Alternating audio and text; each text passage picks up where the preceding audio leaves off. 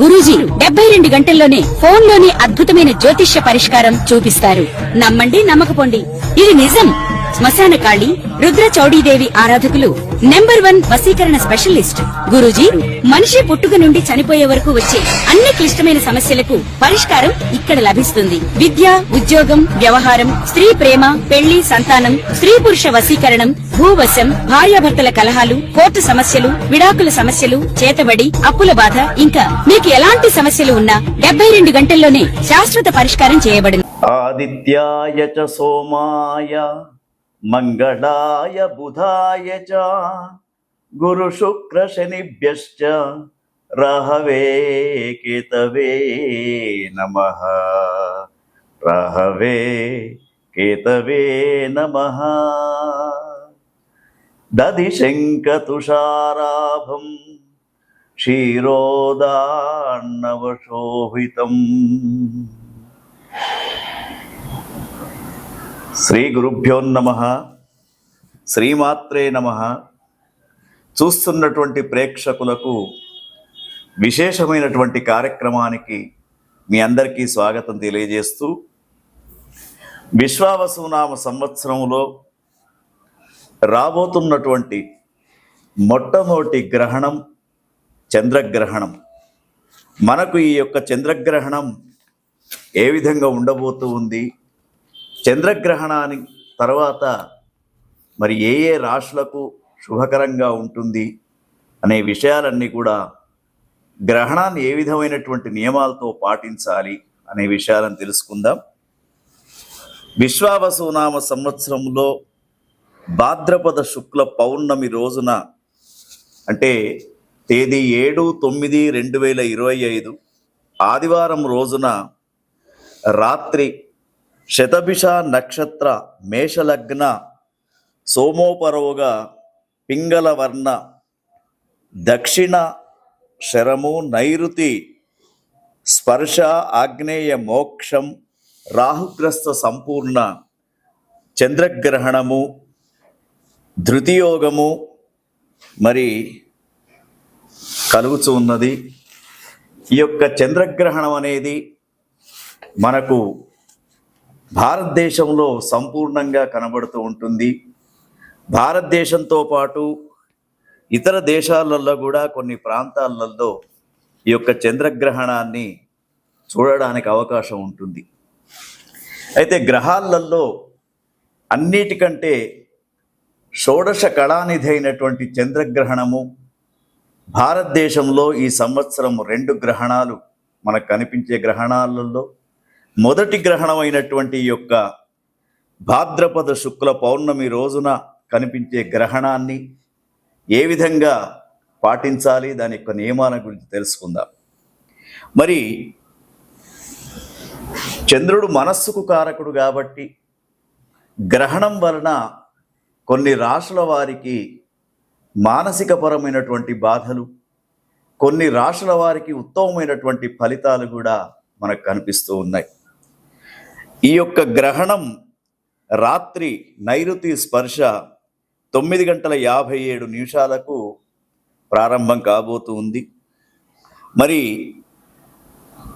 దీని యొక్క నిమీలన కాలము రాత్రి 10:57 దాకా, మధ్యకాలము రాత్రి 11:45 దాకా, తర్వాత ఉన్మీలన కాలము రాత్రి 12:22 దాకా, ఆగ్నేయ మోక్షకాలం అనేది రాత్రి 1:24, మరి ఆద్యంత పుణ్యకాలం అనేది ఉదయాత్పూర్వం 3:29 వరకు ఈ యొక్క గ్రహణం అనేది మన భారతదేశంలో సంభవించబోతూ ఉంది.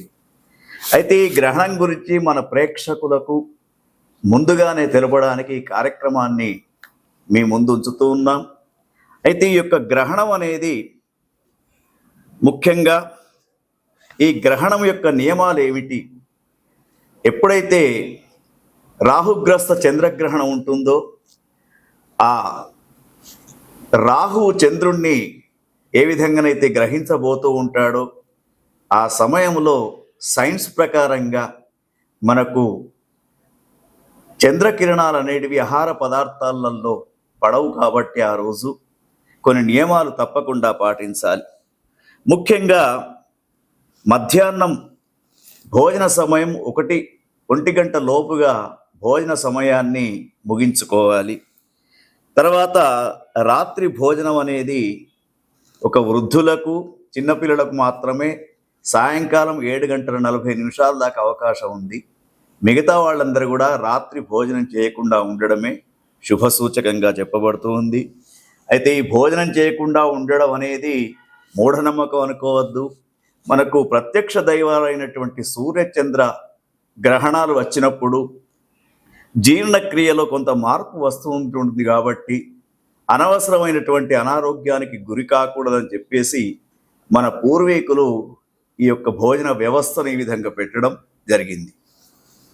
తర్వాత ఈ గ్రహణం అనేది ముఖ్యంగా గ్రహణం రోజున మనందరికి కూడా తెలుసున్నటువంటి విషయము, సాయంత్రం దేవాలయాలన్నీ కూడా మూసి ఉంటాయి. గర్భవతులు, చిన్నపిల్లలు, రోగులు, వృద్ధులు వారికి మాత్రం రాత్రి 7 గంటల దాకా స్వల్పాహారం తినడానికి అవకాశం ఉంది.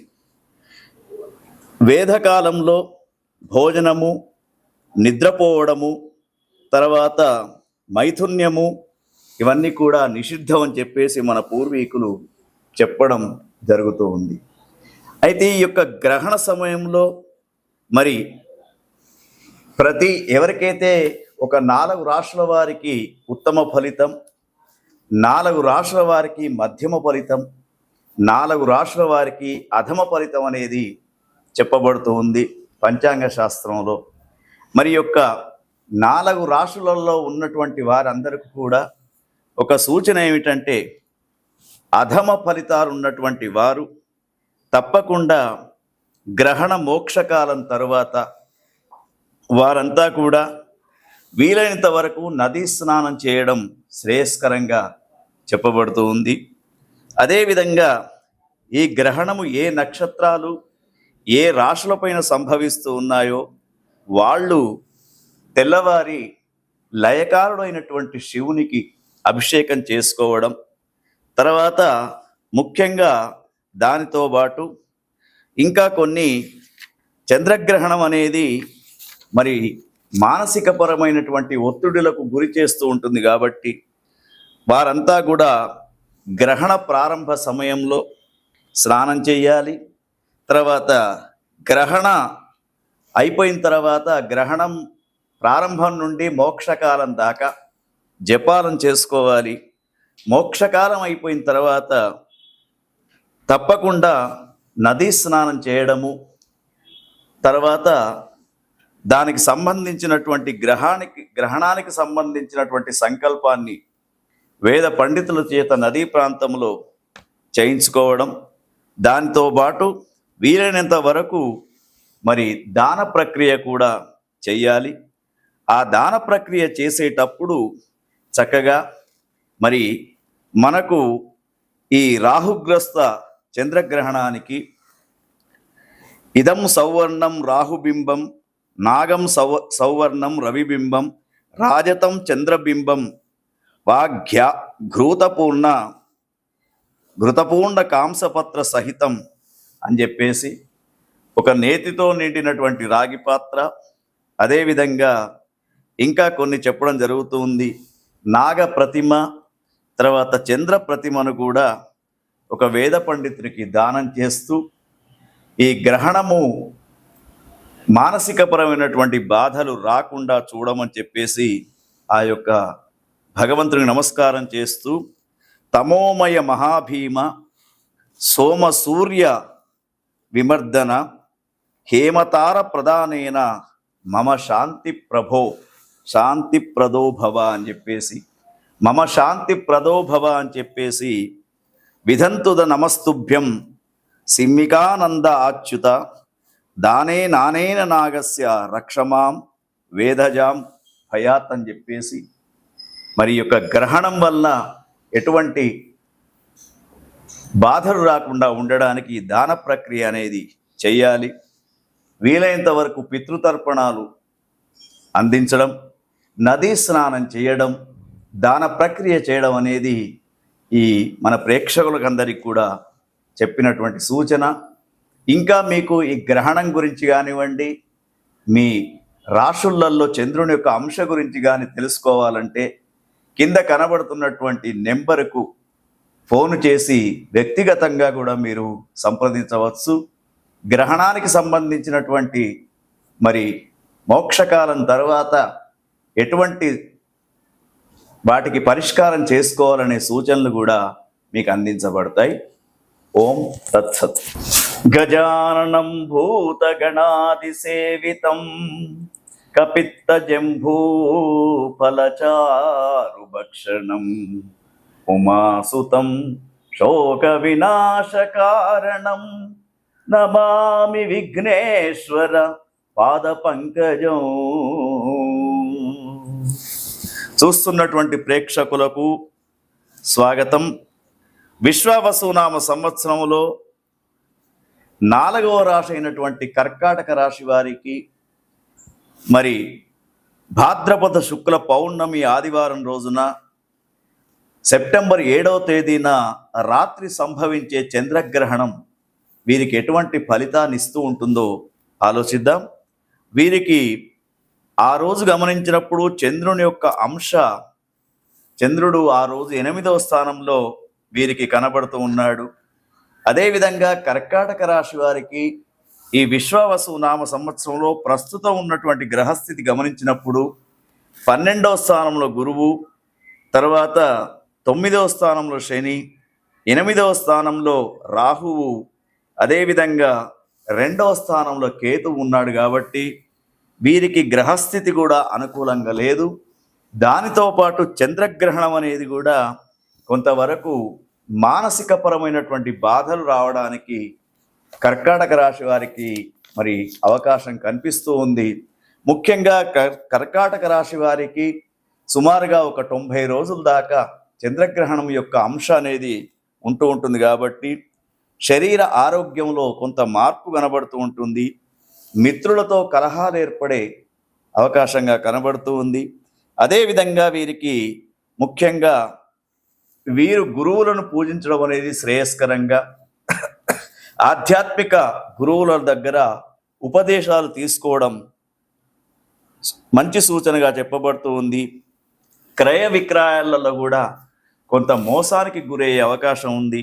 అయితే ముఖ్యంగా కర్కాటక రాశి వారికి 8వ స్థానంలో ఉన్నటువంటి చంద్రుడు మానసికపరమైనటువంటి క్లేశాన్ని, ఎందుకంటే చంద్రమా మనసో జాతః అని చెప్పేసి మనకు వేద ప్రమాణం కాబట్టి చంద్రుని యొక్క అంశ సరిగా లేనప్పుడు కొంతవరకు మానసికపరమైనటువంటి బాధలు పడే అవకాశం, మనసులో ఉన్నటువంటి విషయాన్ని బయటకు చెప్పేటట్టు లేకుండా ఉంటూ ఉంటుంది.